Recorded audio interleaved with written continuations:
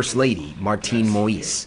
Flanked by private security, she agreed to go on camera for the first time with her side of a story that's left her shaken. You have armed security here at this interview. We've been asked and agreed not to disclose the location of where we're talking right now. You're obviously at least thinking about threats to your life. Do you feel like your life right now is at risk? Yeah, it is. Because I wasn't supposed to be alive. In a long conversation that switched between Haitian Creole and English, Moise described in vivid detail what happened the night her husband was killed. It was around 1 a.m., she says, when the shooting started. It wasn't something small, it was the sounds of automatic weapons.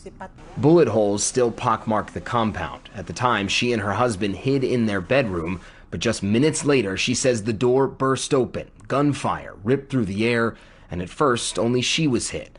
Face down and bleeding, she thinks about a dozen men ransacked the room, looking for something specific.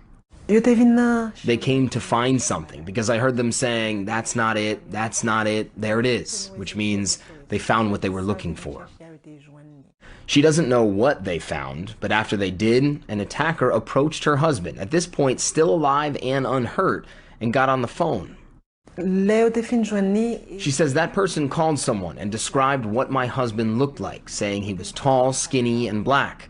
Maybe the person on the phone confirmed to the shooter that was him, and they shot him on the floor.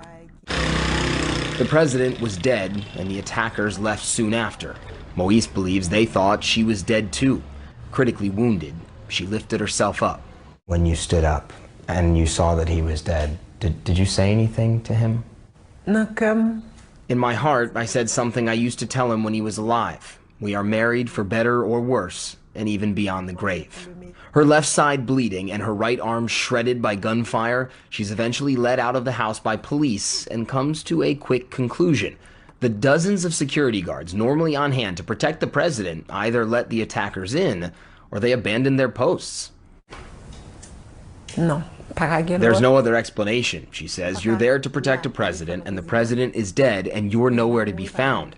Adding that she was amazed. Apparently not a single guard was injured. Moise believes it's part of a much larger conspiracy. At your husband's funeral, you said, quote, "The raptors are still out there watching and laughing at us." Yes, what did you mean by that? Yes, they are. Because no one is being arrested yet. The people that they arrest is the people that pull the trigger. They won't pull the trigger with no orders.